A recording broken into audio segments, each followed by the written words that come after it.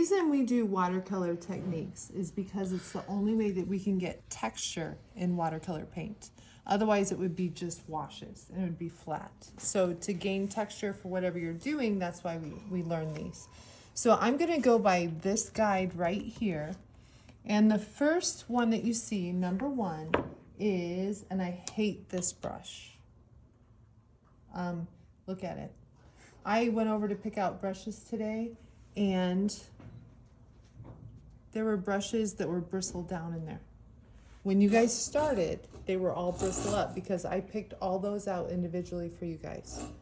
You're in advanced class now. Do not put bristles down in a container. So, when you put it back, bristle up, okay?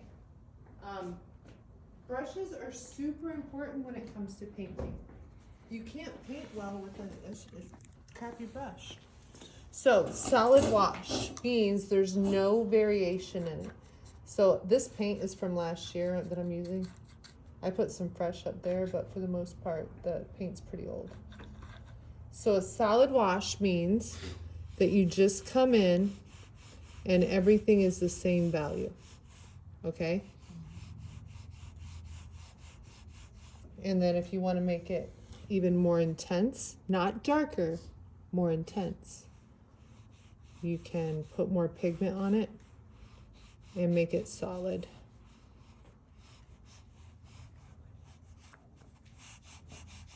Okay, solid wash. Graded wash is different. A graded wash means you lay some pigment down and then you keep adding water.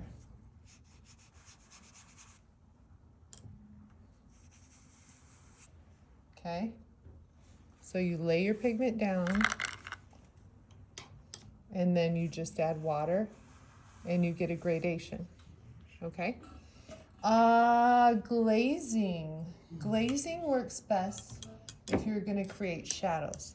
So glazing, I'm going to let this one dry too. You lay down a warm wash.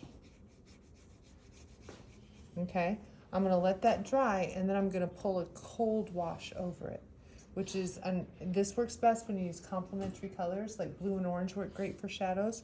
I laid down yellow, so what color should I lay over it if I'm going to do complementary? Huh? Yes. Purple. I'm going to wait and do that. Number 4 is wet on wet, and I showed you this a little bit. So I'm going to put down a wet wash. I'm going to go ahead and pull. I think I'm boring him.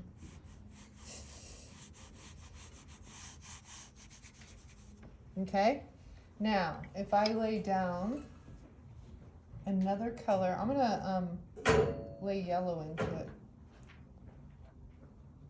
Wait a minute, wet on wet. Okay, so if I lay down another color into it, it's wet on wet, and it fuses it and it creates sort of a green tone, and the value the paint I put on it is only going to go to where it's wet on wet. Fusion is slightly different, so I'm going to lay down a wash and I'm going to make sure it's pretty wet. Do you see how that went where it was wet? Yeah. So fusion is when you have a wash laid down and you take another color and you drip it into it. Oops, I need more paint. So you just put it, spot it in.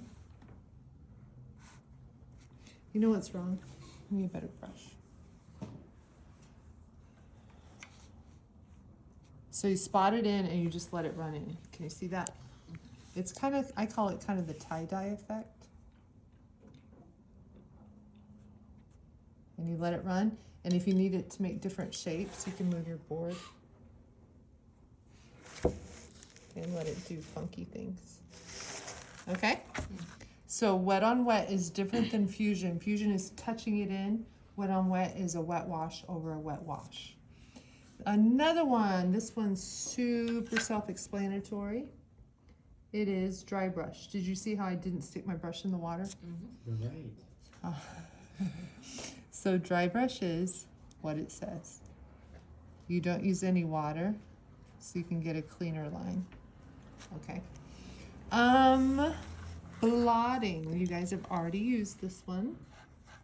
So blotting is creating texture. So when you blot, and see how I have my paper towel ready to rock and roll? Blotting is just creating texture in a wash that you already did. Okay?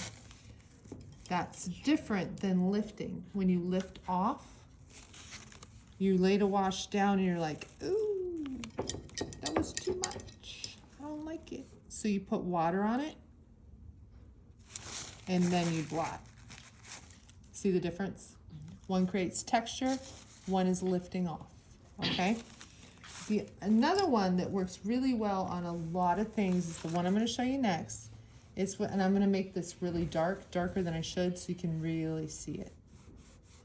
So if you have a wash down and you wanna create dark lines in your wash, you can take a tool and it's called inscribing. Inscribing is when you go in while it's wet and watch what happens. If I go in while it's wet, the pigment goes to the surface where I broke the surface of the paper and it becomes really porous, and so it absorbs all the pigment. So while it's wet, you can come in and do some detail things. All right? Scratching out is different. Scratching out creates the total opposite effect. Scratching out is when it's dry. So I have a dry wash here because I let it dry long enough, and now I come scratch out and it makes it white. Two totally different. Scratch out white, inscribing dark. Okay? So this is kind of nice if you have hair and you want to make wispies. You can get these white, but this works for a lot of things. You like that? Isn't that crazy how they do two totally different things, but it's the exact same tool? Okay. The next one is masking off. So if you have an area that you don't want to get paint on, or you want to make precise lines, you can mask it off and come in and paint right beside it. Wait till it dries and then lift it off, okay? The next one, what does that say? Scratch out, dry, inscribe. Okay, the next one is spattering. So the first one I'm going to do is going to be opaque. I take that back, transparent. So, transparent spattering is a lot of water on your brush. Okay? Opaque spattering is more pigment than water. See the difference? Okay. Now, the next one is, this one's simple. This is just the difference between opaque paint and transparent. Okay? One you can see through, one you can't. Now, I told you the word that I use for watercolor is it's translucent, which means it glows. Transparent is see-through. Translucent is glowing. So this opaque wash is still translucent. Okay? The next are sponging. Here's a sponge. Thanks, sir. Can I have the scissors too? Thank you. So sponging. Let's say you're doing a field of flowers.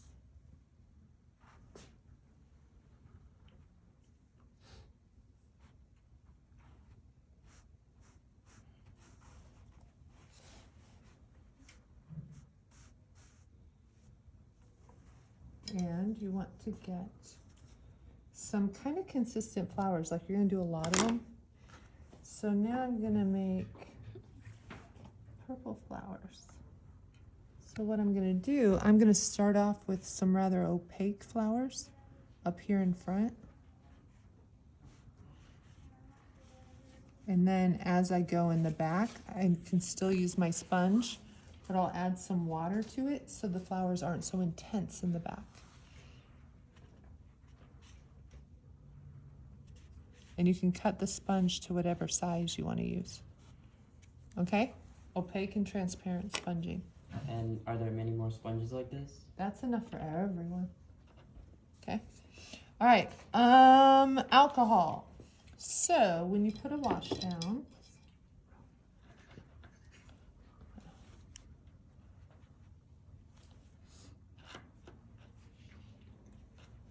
go ahead.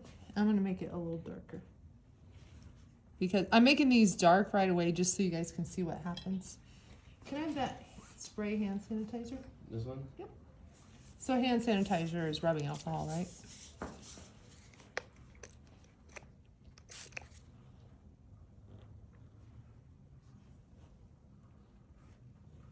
Didn't do much. I think my wash was too wet. So let's try again. Okay, there it did. It created texture. So alcohol dries. So where that hits, it's going to dry the paper and take the water out of it. Okay? So where it hits, it takes the water out and that makes the pigment darker, right? The less water you use, the more intense the pigment. So the places where the alcohol is actually more pigment. Okay, I dried it. All right. So the next one, I hate the way this stuff smells. Crystallizing. Crystallizing is a fun one, but we got to wait for it on crystallizing. Crystallizing, you put a heavy duty wash on.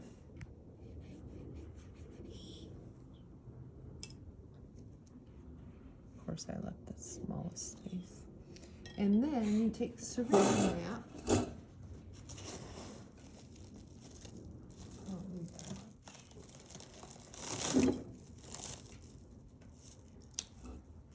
Crumple it up.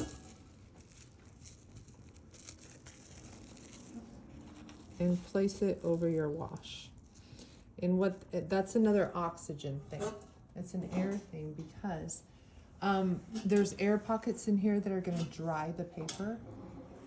And that's going to create a more intense pigment also. Okay, it's all about oxygen and water when it comes to watercolor painting. The oxygen dries things. Just remember that. Alcohol dries things. Just like the next one we're going to use, which is salt. So, can I have salt, please, Gus? This salt? Yeah. So, what does salt do? It dries things up. Yep. Just like rice. Yep. So we're going to put salt on there. That salt is going to absorb the water, and then we're going to get pigment pockets on there, and we're going to have a texture that looks like sand, or it looks like the texture of cement. It's a really good one to use if you're painting like ice and snow, also like on a window or something. So you're not going to see the full effect. We wait for the sand to totally dry, and then we go to the wastebasket and brush it off. Okay? This, you totally wait for it also. Wait for it to dry before you take it off. Tomorrow? Yeah. I can show you. I still got some cool effects, but if I wait a whole day, it'll be cooler. Okay? So then here is masking off. Okay? Make a nice neat line. So you're going to practice these. Remember, I'm not going to be here tomorrow, so you can get started on these. And then we're going to do a project where we use all of these techniques. You're going to use all 18. Okay? Fun? See, you thought watercolor